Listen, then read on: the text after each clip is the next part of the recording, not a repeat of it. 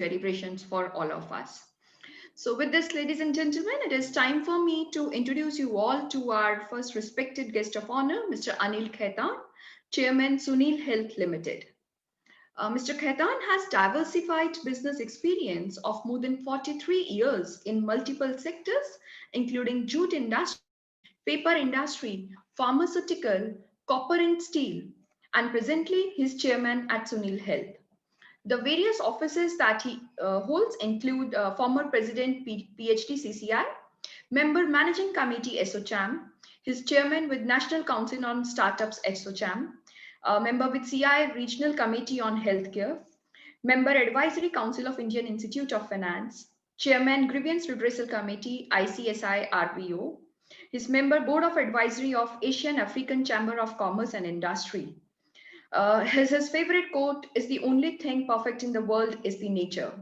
So with such a diversified experience, I would request Mr. Anil Khaitan to kindly address the audience with his words of wisdom.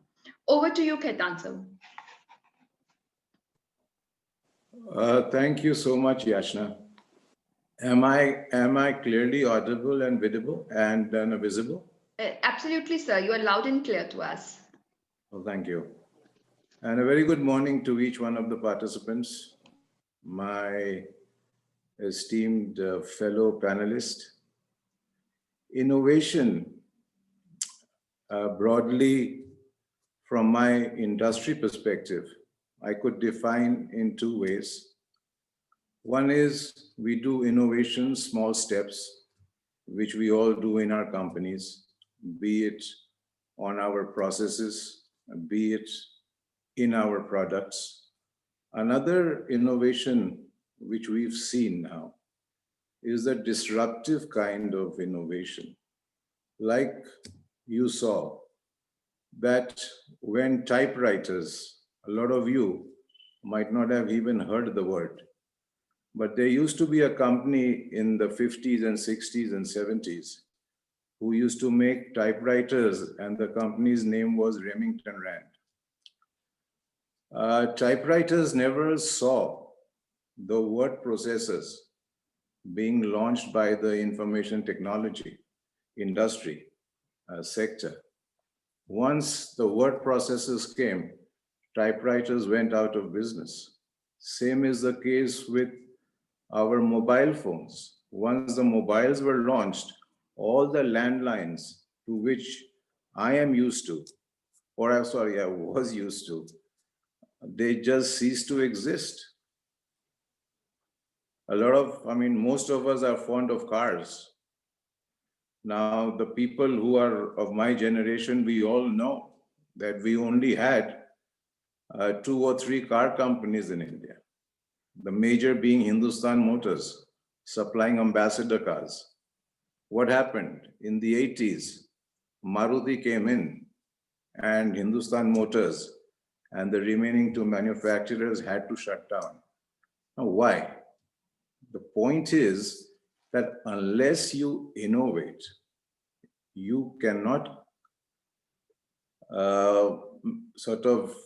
develop a sustainability in your business, because the product life cycles have shortened dramatically. So in order to keep ahead of competition, you got to innovate on cost, you got to innovate on processes, you got to innovate on products, you got to innovate on marketing techniques, you got to innovate everywhere.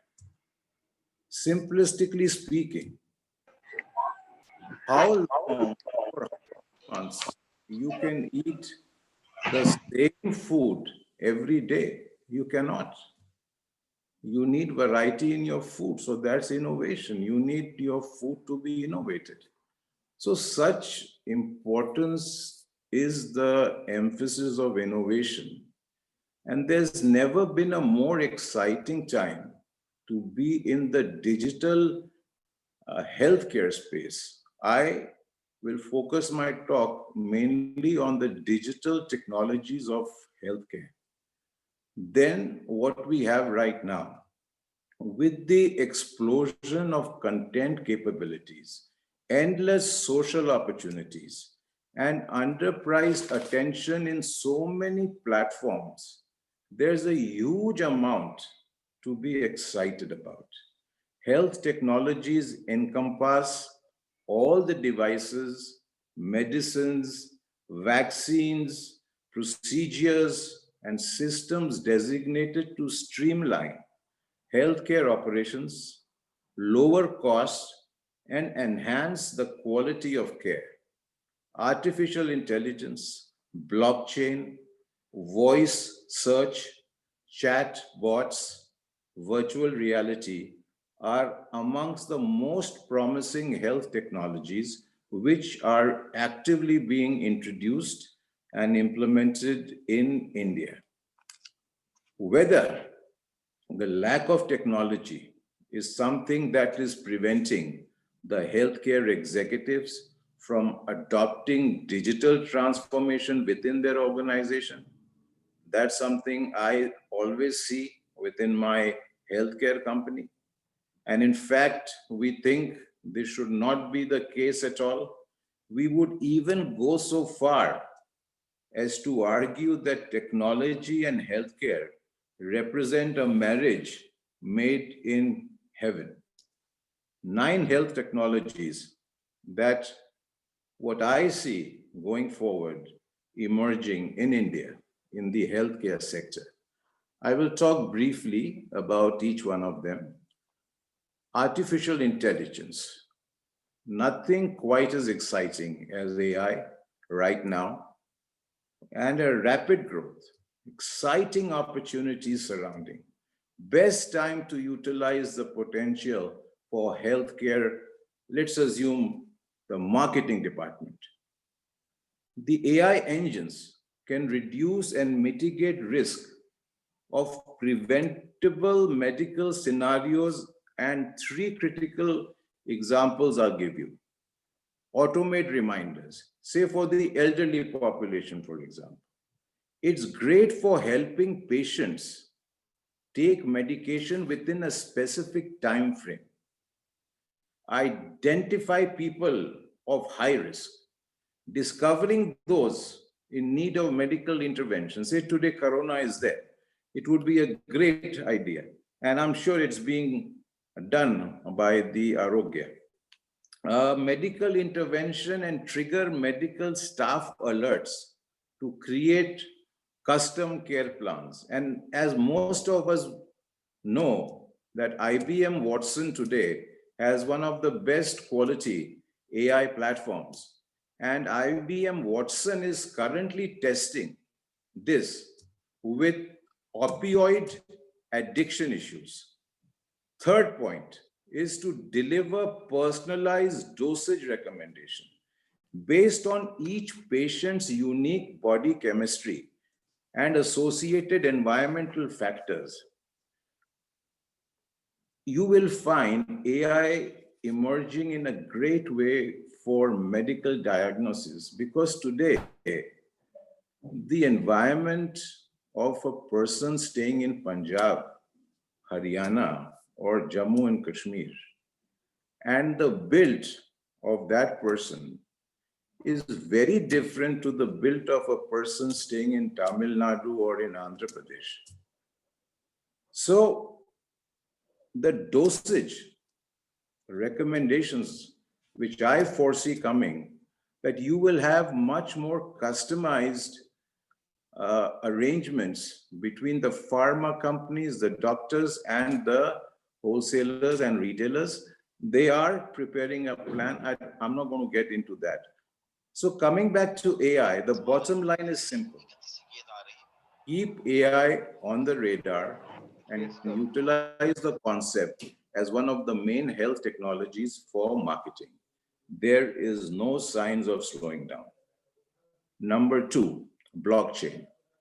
Blockchain in healthcare isn't just useful for the hype it's ramped up with specifically Bitcoins and other cryptocurrencies. Instead, what's exciting about blockchain is the digital record keeping that creates a ledger of transaction that isn't only transparent, but impossible to tamper with.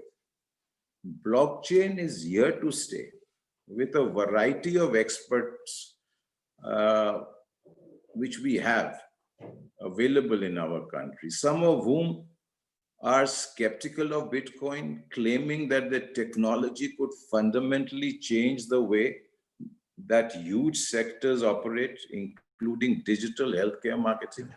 We are expecting blockchain to affect the digital marketing sphere with three main key points. What are uh they? रहा हूँ. First is changing data collection. When you use blockchain to collect data, the information जो आप input करते हो and all of your personal data remains with you instead of being stored on somebody else's server. Like recently, we've all seen the Facebook controversy. Take the case of artists who are now being underpaid for their content. A marketing shift is occurring where people could offer their work to a massive audience without paying an intermediary like YouTube or iTunes for exposure and security. Blockchain-based entertainment could allow for direct marketing to their audiences without the need of a media platform. That's a big shift towards P2P communities, which fans may fall in love with. The potential to earn special privileges and more engagement with the artists they love. Such a huge benefit blockchain can give us. The bottom line for blockchain is simple. It has the power to restructure the entire digital marketing system, your supply chain management, with the changing of data collection, fixing of digital display advertising, and the ownership and security of digital assets. Next technology, voice search, has become incredibly popular around the world. When I was doing my research, I came across this figure that 40% of adults using voice search once a day. It's very much a time to focus on deploying voice-enabled solutions for our marketing campaigns. Voice is a huge healthcare marketing technique that's been on the rise since the smartphones and the smart speakers were first released. For example, if you remember, Amazon's Echo was the first hitting the market back in the year 2014. And more importantly, it can be an effective tool in the industry. So how does voice search apply to marketing? Healthcare access is predominantly local in India and in other countries all over the world. In other words, most Indians look for healthcare options within the proximity of their place of employment or their residence. Because of this reality, healthcare markets must optimize their digitalized platform for local searches. Since 20% of Google searches are voice searches, voice has become one of the main health technologies healthcare marketers will invest in going forward. Bottom line, year two is to optimize our marketing campaign and the landing pages for voice. With the rise in popularity of smart speakers and native voice, I mean the local dialect, a search as a whole, like we have the three voice softwares, Siri, Google Now, Cortana, etc., which present some of the most amazing opportunities for marketing healthcare. Coming to my fourth technology uh, is chatbots in healthcare. Offers a wide variety of benefits that we're very excited about, with the potential for improvement in the organization of patient pathways, medication management, help in emergency situation, or with first aid. There's plenty that can be done for healthcare marketing. Offering a personal experience when it comes to healthcare is vital. And a chatbot adds another touch point that people really love. With the number of chatbots multiplying at an incredible pace, it's becoming more and more expected rather than the gimmick it used to be. Options are endless for chatbots, from customer service to potential diagnosis of mild conditions. There's plenty to be excited about within the technology itself.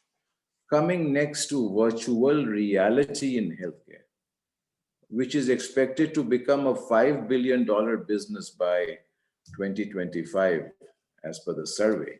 And there's no reason why healthcare cannot jump in on the action, whether it's leveraging VR to provide an immersive experience for patients to virtually tour a health facility, or using VR to help patients cope with pain.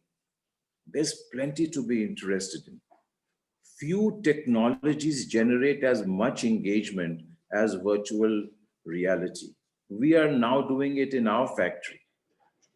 And being smart with this technology can be incredibly beneficial to any healthcare organization. Think outside the box and go for original content and usage. If it's something that people haven't seen before, you likely make a much bigger splash. Healthcare is an industry in which customers are often anxious. So having a virtual tour or example procedure could be hugely beneficial to calm the nerves of future patients and improve the experience of the concerned patient. The possibilities with this technology too are endless. VR is a great tool with unrivaled engagement. With such a promising technology, let's be bold and come out with original content that may calm, excite, or educate the customers for maximum impact. Coming now to advanced social media, which is a king in healthcare marketing. That's no secret, but companies should be straying away from posting blind and hoping for the best, especially when there's a huge amount of data available to each one of us. Using real metrics, analytics, and user engagement data can all be used to drive adjustments to the social strategy to each network that your or my company can use. Tools, we have this one, Sprout Social, is a great for social media management with a data first approach that is key to form and deepen real connections with the people that will build the brand of my company. Although the pricing of social media management may be a little out of league for many of the smaller companies, the concept remains the same. Look for patterns and capitalize wherever possible. Next is personalized mobile apps. Mobile apps are great for engagement with a huge number of possibilities surrounding the creation of an app. The user is in control, but you're in charge of the options, and that's got huge power. There are so many patient scenarios that can be served by a powerful native mobile application, from requesting a doctor's appointment, checking in, uploading a patient's medical history, to getting test results via a mobile app, health organizations can create useful digital tools that are perfect for the modern day patients. Mobile apps also relieve some of the pressure on the medical staff, waiting times, and receptionist duties, resulting in a significant reduction in operational cost. Other exciting features health organizations are experimenting in India is including giving alerts to us for key seasonal allergies, for example, the flu season and other personal marketing offers. Mobile apps are a great way, according to me, to communicate and stay in touch with the patients long after they have left the health facilities. There's so much potential in health mobile apps, yet a lot of marketeers are missing the opportunity of giving credence to the criticisms that the healthcare industry is still not innovating. Another issue is partnering with other popular and famous mobile apps, which can prove to be expensive. And if a specific health organization is not interested in investing in mobile, there is another shortcut healthcare marketeers should and could look at, and that is the idea of partnering with popular app owners within a specific geography. Say you want to do something in the state of Kerala, you see the geography of Kerala and do a tie-up with a local highly popular app. Don't just limit this to other areas in healthcare marketing, but rather consider joining forces with a variety of other businesses that can generate attention through their apps, whether it's a local restaurant, a delivery service, or a taxi or a car share app. There's uncapitalized attention everywhere we look. Getting in front of local customers will generate attention and raise awareness, and depending on the incentives that we can provide, there's a potential for commission-based rewards or payments for the businesses that we partner at the local level. And the last one, which I want to talk about, is the video marketing, which I think is a fantastic for humanizing the health brand which we want to promote. We get a lot more from video than we otherwise would get from an image. And that human experience is great for establishing trust and relatability. Although we might not like TikTok, but I'm giving an example of TikTok, which is a short video, peer-to-peer platform in which less than a minute videos are shot, shared with the world. The number of users are in millions globally, and number one downloaded app on the App Store in the US. Huge potential with the app and video in general. So using a video social media platforms like TikTok could be a huge differentiator for healthcare marketing, and creating a fun atmosphere for the industry may be a huge step for the right direction. A lot of messages pertaining to health, preventive health, wellnesses could be sent to population at large through these funny kind of video messages, because they do have an impact on human on a human psyche. So we, in the healthcare and a business, a lot of technology, which I just mentioned, is now very actively being considered to be introduced. And the more bigger companies like Sun Pharma, Dr. Reddy, Cadila, Aurobindo. So the big pharma companies, they've already started using most of these technologies in the healthcare business. And I think also on the hospital space and and as we see the Ayushman Bharat coming into play, and as you saw, the Prime Minister is launching Ayushman Bharat for Jammu and Kashmir today.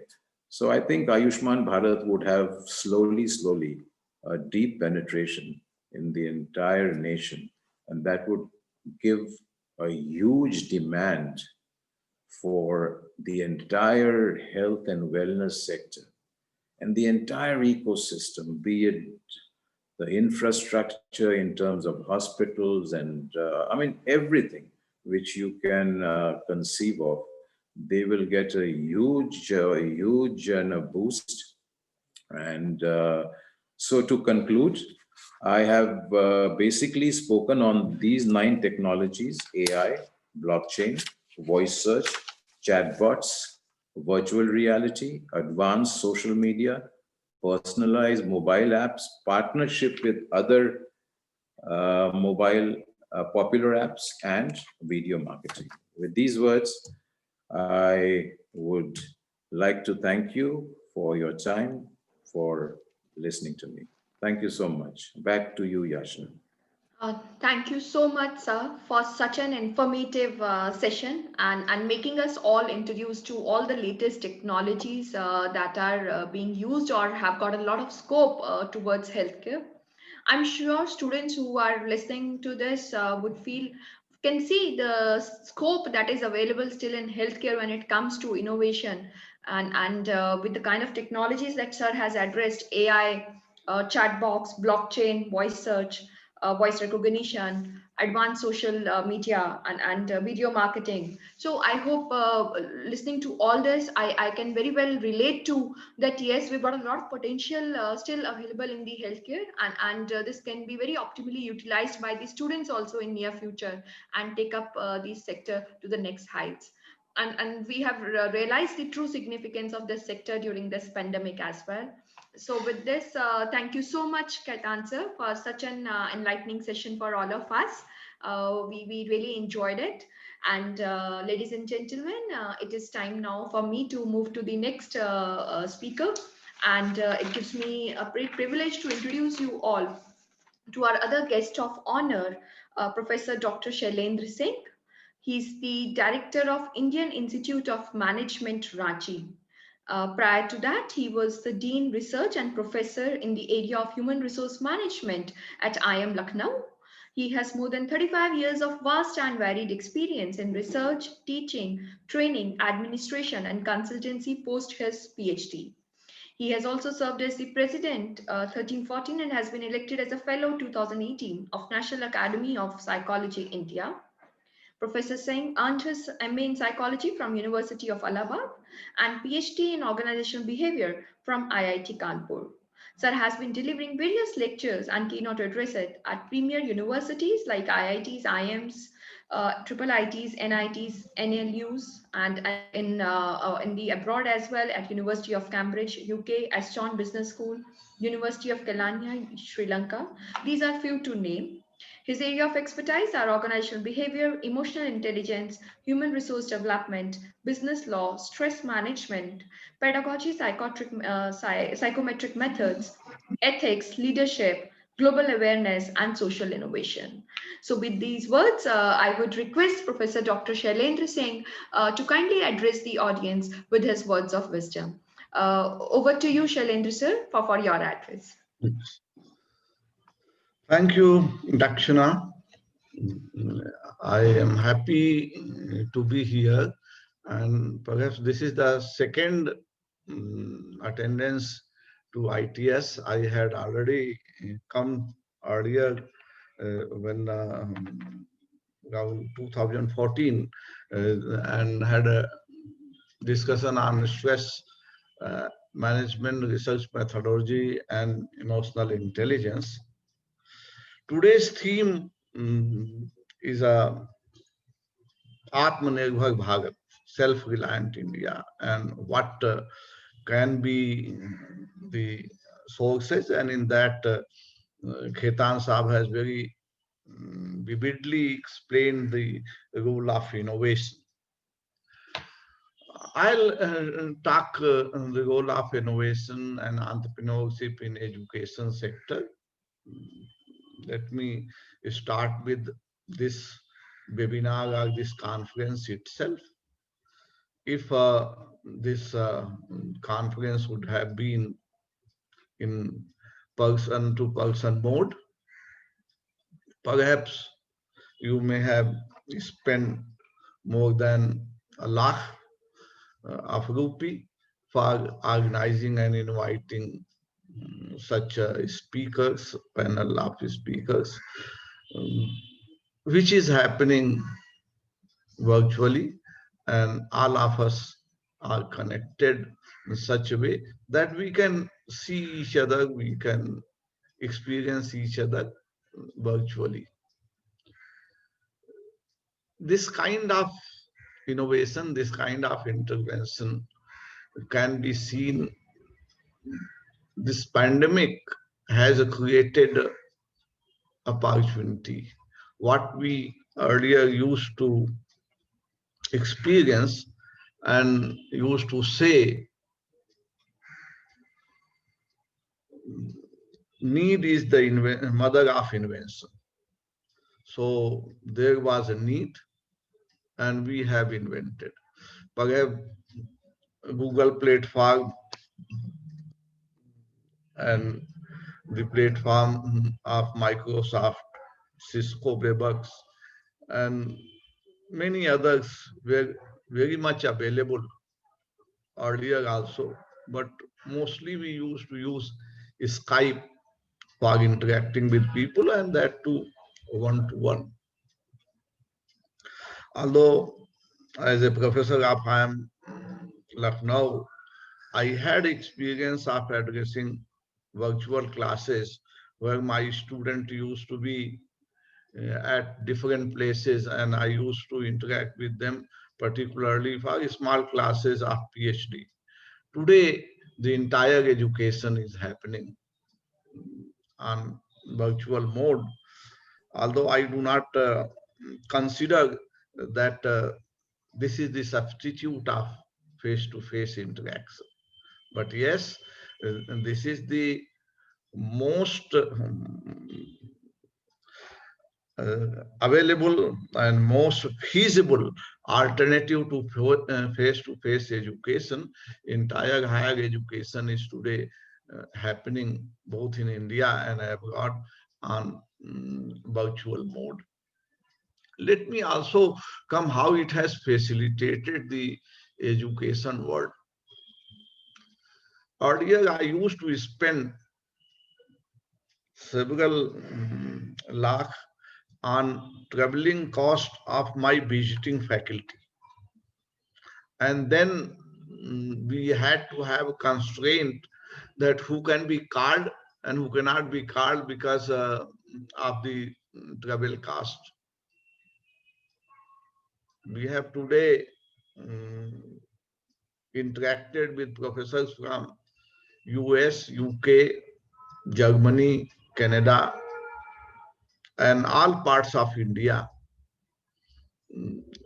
adjusting to their timeline, and we have reduced the cost of education.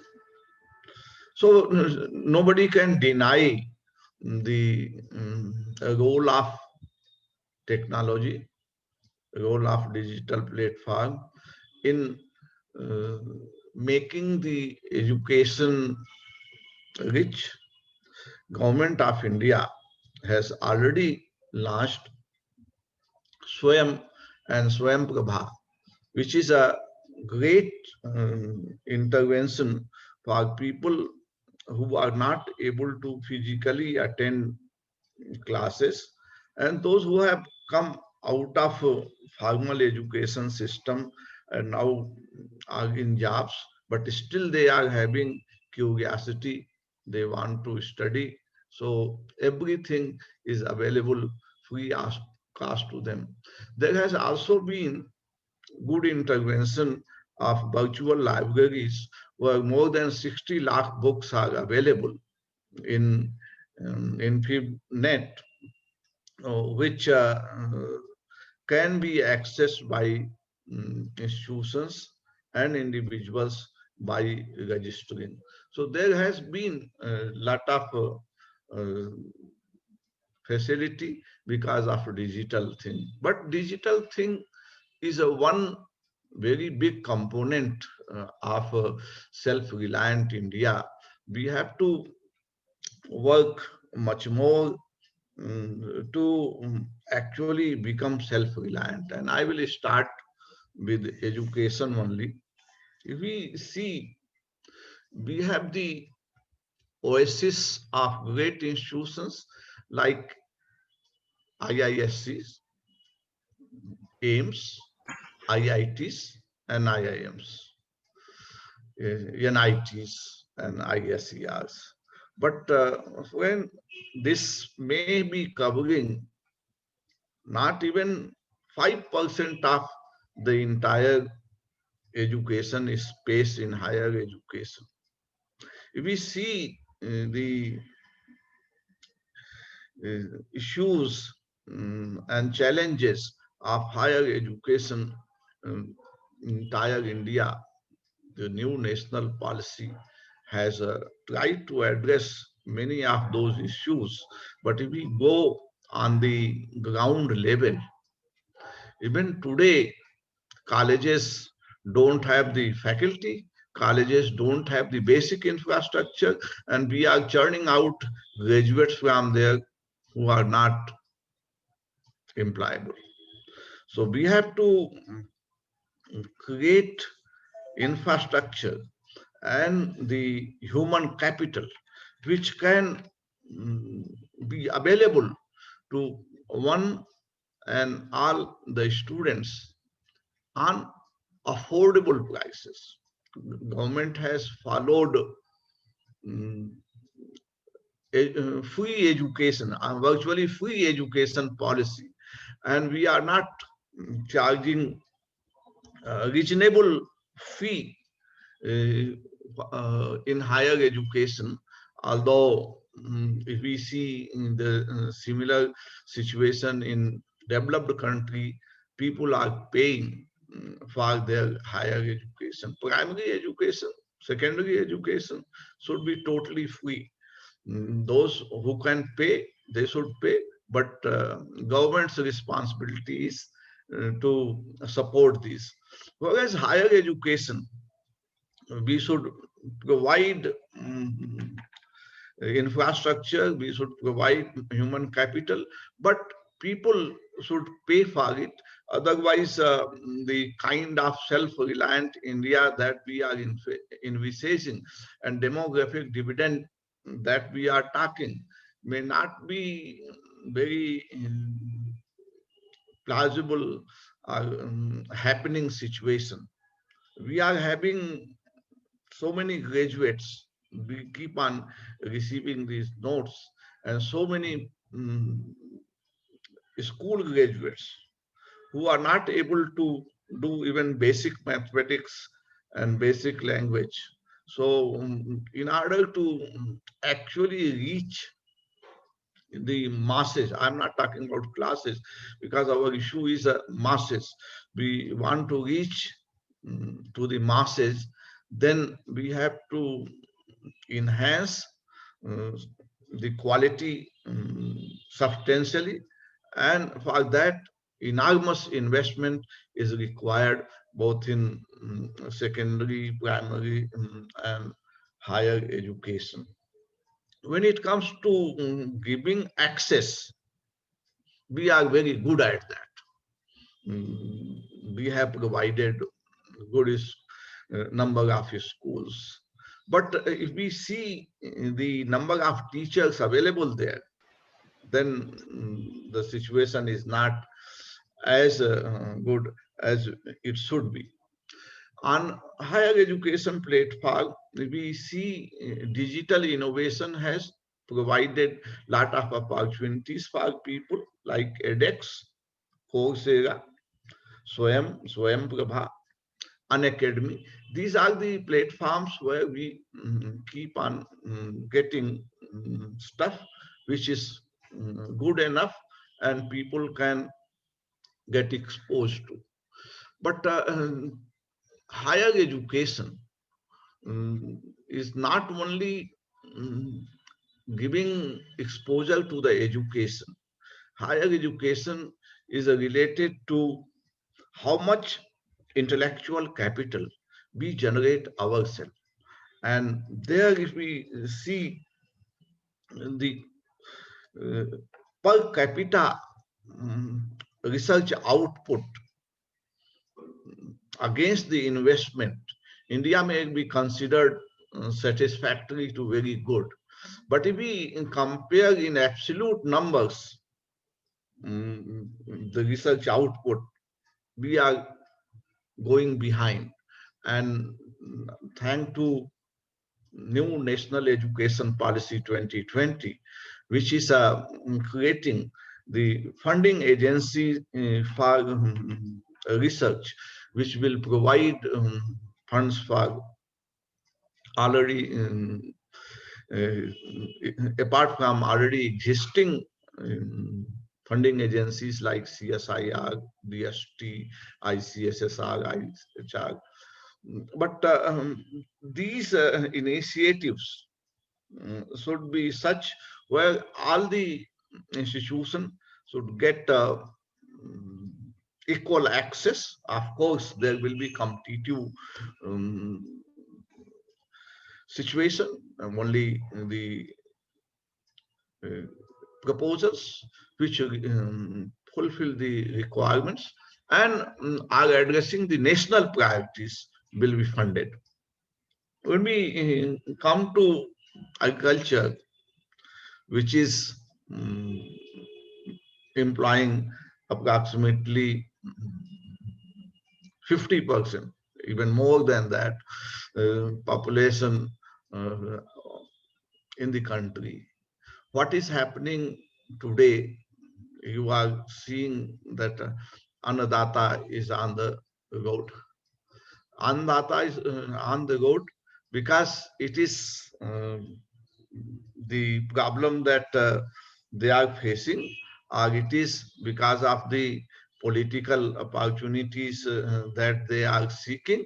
I would not like to comment on that, but the requirement of investment in agriculture sector is again huge, and the agriculture sector education also requires lot of reform.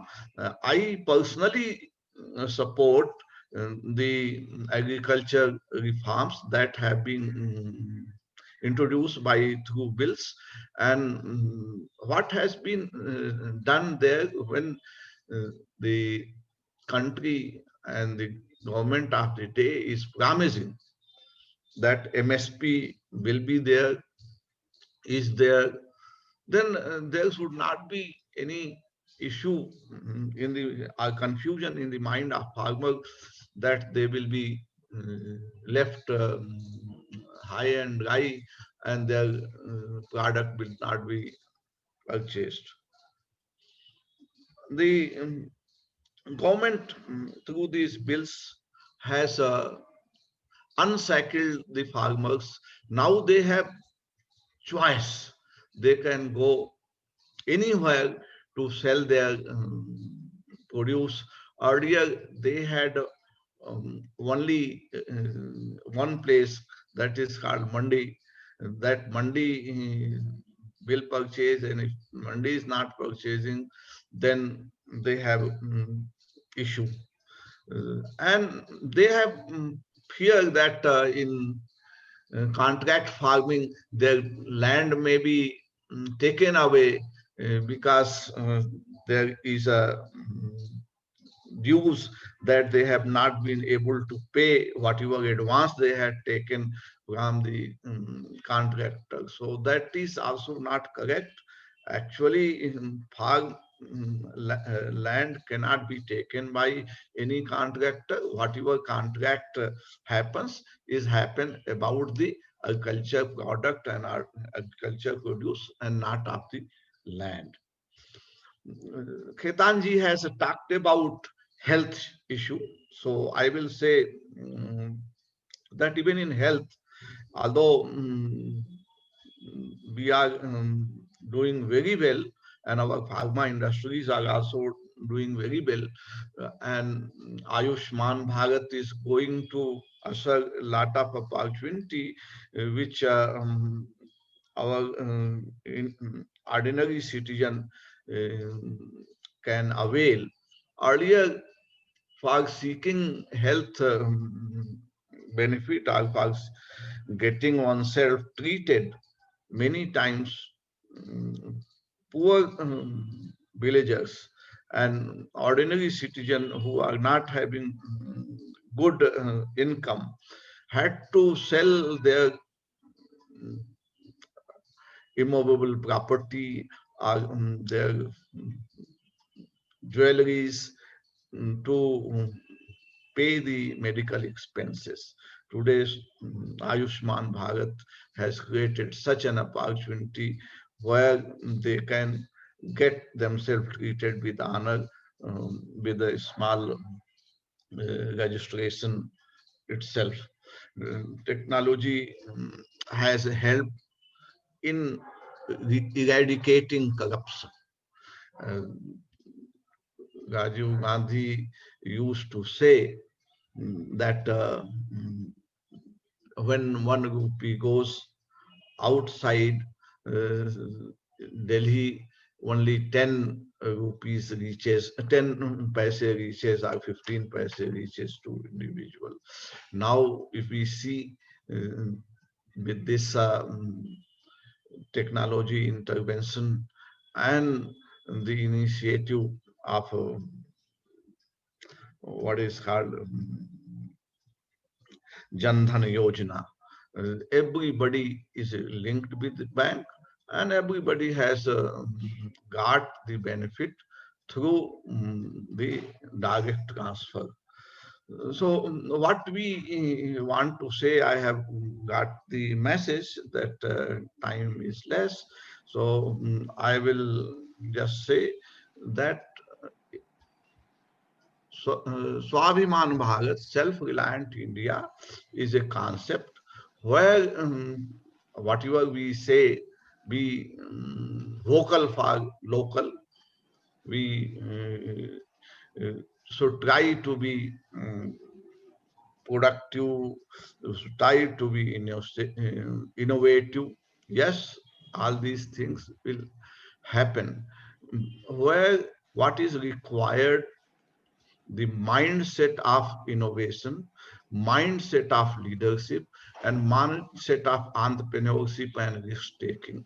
Without these, even if we do all technological initiative, who is behind the machine, who is using this technology, if that person is not having that innovative mindset and that positive mindset, things will be difficult.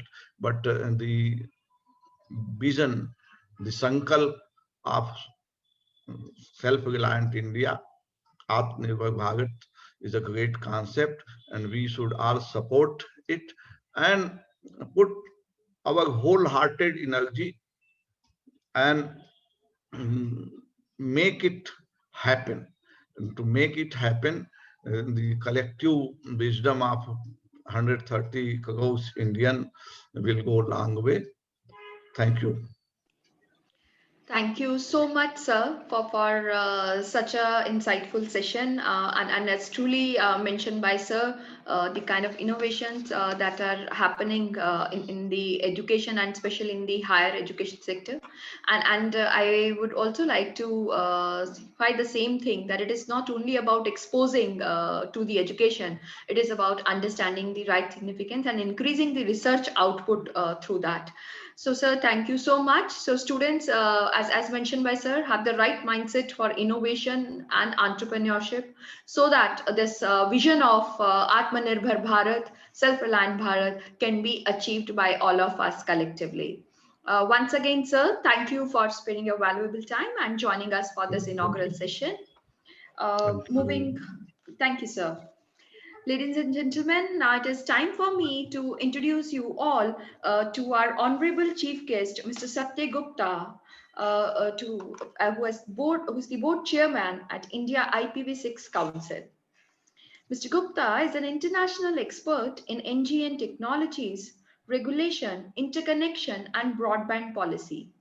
Presently, sir is chairman, India IPv6 Council, former chairman of board at Bluetown, India and BIMSTEC, South Asia. Bluetown India is wholly owned subsidiary of Bluetown Denmark, an innovative technology startup tailor-made for emerging markets like India, with a mission to connect the unconnected. He is popularly recognized as an analyst, author, advocate, and advisor on ICT-related policies, projects, and businesses. Sir is a trainer and coach for telecommunication technologies, policy and regulation, and a government affair regulatory advocate. He's also involved in conducting mentoring and capacity building programs on NGN, broadband, and work-life blend, and managing government affairs as a service. He's the author of Everything All Over IP, All You Want to Know About NGN, and Bandwidth Factory, Last Mile as a Managed Service. Sir, we are sincerely thankful to you for taking out time for all of us and being part of the today's inaugural session at Research Convention 2020. We would like to request you to kindly enlighten the audience on the theme of today's event. Over to you, Satya sir, for your address. Yeah, thank you, Professor Yachna. Can you hear me well? Yes, sir, absolutely, loud and Yeah. clear. Thank you, and let me wish all of you good morning. And I'm really thankful to Professor Rajiv Jori and Madam Vidya, the director, to give me this opportunity. Actually, I had agreed to come here as a learner, but now you have given me this esteemed job, and I'm really humbled by that. And as your topic, Atmanirbhar Bharat and living in the era of innovation, has proved very actually apt and timely, and that shows the participants number, which is more than 400. And I'm really happy to know that a lot of your students are interested to learn about innovation, which can lead to Atmanirbhar Bharat. And Anil ji, as well as Professor Shailendra, and before that, Madam Vidya, they have already touched upon the theme part of it, and what is innovation, how it can be used in different segments like health, education. And your theme paper, which was given to me, 5 pillars which you have shown, actually, they say it all. In fact, the demographic dividend, the demand side of it, the innovation, infrastructure, entrepreneurship, then the technology and the social economics part of it. Most of these are covered except the pillar number 3. And that is the, I will like to call it a central pillar. The pillar number 3, what you have called it, infrastructure, innovation, and entrepreneurship. And that is what is very close to my heart. Actually, I'm working as a mentor in 3 startups which are touching these. One is touching infrastructure, other is touching the innovation, and the third is touching actually entrepreneurship. And that is what I like to bring to the knowledge of all of you, and will not go to the other topic which have already been covered by other valued guests. And if you know infrastructure, actually, the infrastructure is rightly the middle pillar. Actually, it is the backbone of anything we do. If we want to become Atmanirbhar, the starting point is infrastructure, actually. Unless there is an infrastructure, you cannot grow, you cannot become Atmanirbhar. The infrastructure part, and as you know, there are two type of infrastructure. One which we know, which is visible, tangible, and that is the physical infrastructure. And then now we are talking about what is called digital infrastructure. So physical infrastructure, of course, there are different agencies taking care of it. The digital infrastructure have become more prominent, more required, and you can say more efficient also. They can make you more efficient, the digital infrastructure, in comparison to the physical infrastructure. And what is the digital infrastructure? The digital infrastructure also have two different types, actually. The digital infrastructure also, you have tangible part of it, which is actually a physical part of it, and then you have the software part of it, non-tangible part of it. Both these put together are called digital infrastructure. So one of the project actually on which I'm working is named Gyan Vahani. Gyan Vahani is aiming to create a national knowledge transport grid, which will be open access and will be all over the country, actually. And this has been talked about for last 20 years in different form. Actually, when Mr. Atal Vihari Vajpayee was the prime minister, that time they created a concept called Sankhya Vani. Sankhya Vani was nothing but a data transport network kind of thing. It actually did not take off, but about 7 8 years back they brought a modified version of that called NKN, National Knowledge Network, where you may also be connected. Actually, all our educational institute which are premier, they are connected to what is called a national knowledge network, which gives them 1 gigabit connectivity to the globe and to each other. But that is also a very limited. What I'm talking or actually advocating for is a national knowledge transport grid from anywhere to anywhere in the country, all over the country, actually. And for that, a lot of innovations are required, and even the blockchain, which was talked about as a technology, is also being made use of that in the form of smart contract.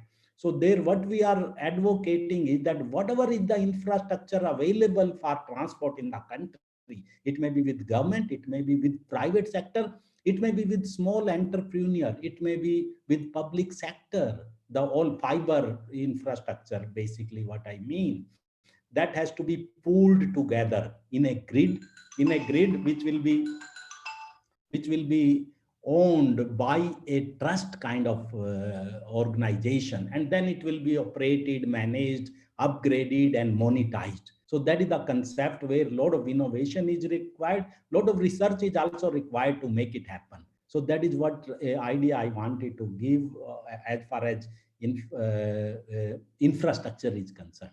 Then when you come to the innovation part of it, and a lot of that has been discussed, in the innovation, actually, you have to make use of what I call value innovation. Innovation can happen in anything, actually, but then there is a end game of the innovation. The innovation, it has to enhance the value. And how you enhance the value, and that is called creative innovation. Actually, morning Anil ji was talking about a disruptive innovation. That is what is the fast buck kind of thing, and that is why most of the innovation is happen in disrupting manner. So they disrupt the status quo. But then there is a win-win kind of innovation, and that is called value innovation, where without disrupting anything, without worrying about the competition, you create the value. And that is what is a learning from what is called blue ocean strategy. Blue ocean strategy is a new management technique used by the startups, and from that, the cornerstone of blue ocean strategy actually is the value innovation. And that is what you should be looking at when you want to do some innovation. Just see whether it is adding some value, whether it is creating some value, and whether it is solving a problem, like it was told in the morning also by Anilji, it has to solve a problem. The innovation, it does not have to just disrupt the status quo, it has to solve a problem. And that is what, that is where the blue ocean comes, that is where even blockchain comes. Actually, blockchain as a technology have solution to any problem you may have. Actually, it is some technology which have answers, it is searching for the problem. That means any problem you have, blockchain can solve it actually, because of it is immutable, it is transparent, it brings trust, it brings the security part also. So it is a very, very powerful technology which should be used for research purpose also. Then recently, if you see the announcement by the cabinet, the PM warning, actually on the 15th August, the Prime Minister have announced that he want to connect 6 lakhs villages also with fiber. Till now, only 1.5 lakhs villages are connected. So that is where which will infrastructure will be created by government. And then last month only this PM warning, Prime Minister Wi-Fi access network interface, where he wants to convert all the PCOs into PDOs. PDOs will be hotspot. They will become micro operator of Wi-Fi, all pawn shop, all the small vendors, and on the roadside cafe shop or dhabas, they will become your PDO, public data office. And that is a great revolution which have been bred. And a lot of innovation will have to be brought there in way of apps actually. Some apps have to be developed so that each small guy also becomes the operator without taking a license, without paying a license fee. That is also will add.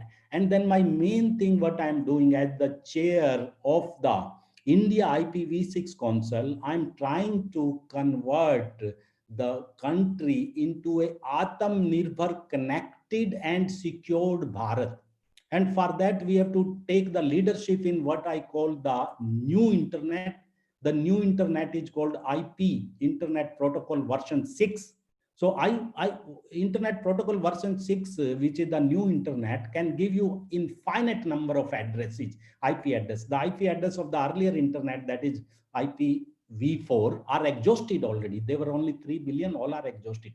Now we have to connect each device. Internet of Thing is coming. India alone will need 10 billion IP address, which are not there in the V4. So we are going to V6. So I've set up a forum here. And for that, to make India as Atmanirbhar, you also have to have some say in managing the internet. At the moment, the internet is managed by 13 root servers. Out of them, 11 are in US, 1 in Japan, and 1 in Europe. So the other countries don't have any root server. So you cannot manage the internet. You can use it. You can say you are owning it. Everything is okay, but you cannot manage it. It is managed by 13 root servers. So V4, there is no option that you can take the management. And if you want to become Atmanirbhar in anything, you have to have a control over that, or you should be able to manage that. So which is not possible in current internet. So in the new internet, V6, there is no limit on the root server. You can create a root server in India.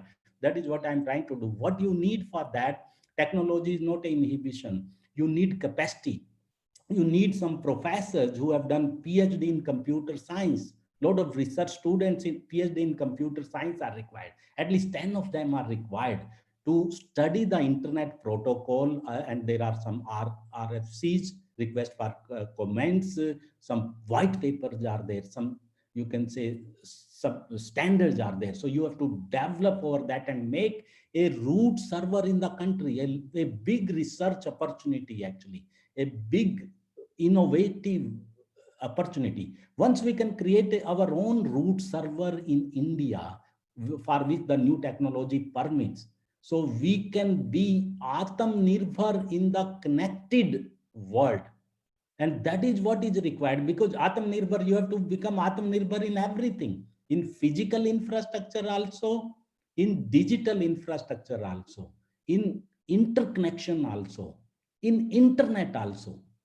Everywhere we have to be Atmanirbhar. And that is what, if we can have our own root server in the country for the V6, because V4 is not an opportunity, technically more than 13 cannot be there. So with that actually, and these options bring lot of opportunity for the research and applied research. You can really make the difference. It is not just to have a patent or just to have a PhD. You have to use that knowledge and deliver something tangible to solve the existing problem of the country and add towards the Prime Minister's mission of making the country Atmanirbhar, or the 5 trillion economy. Actually, I've started calling it to make India Sone ki chidiya again, actually. Whatever Prime Minister is talking, it boils down to the same thing. We have to make our country Sone ki chidiya. And for that, all these expertise is required, all these innovations is required, all the new technologies are required. So with that, I'm really thankful to all of you to give me this opportunity and giving a listening, which I hope have given you some